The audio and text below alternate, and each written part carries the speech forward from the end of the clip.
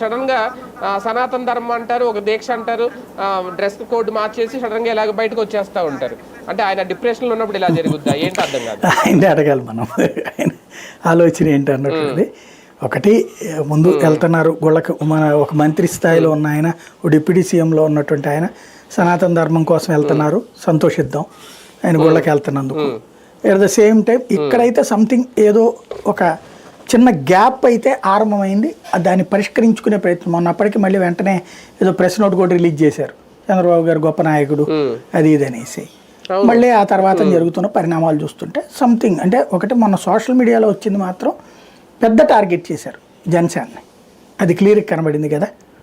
ఏది కాదు, తిరుపతి ఇష్యూ తర్వాత చాలా పెద్ద వీళ్ళిద్దరి మధ్యన వార్ నడిచింది కదా, అప్పుడే డిప్యూటీ సీఎం పాయింట్ వచ్చింది.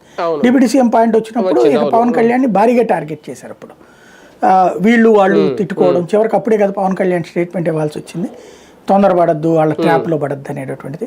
అక్కడ ఎవడూ ట్రాప్ వేసింది కాదు, జనసేన కార్యకర్తలతో వీళ్ళు ట్రాప్ వేస్తారా, లేదు జనసేన అధికార ప్రతినిధులతో వైసీపీ వాళ్ళు ట్రాప్ వేస్తారా, బేసిక్గా అట్లాంటి సిచ్యువేషన్ ఉంది అక్కడ.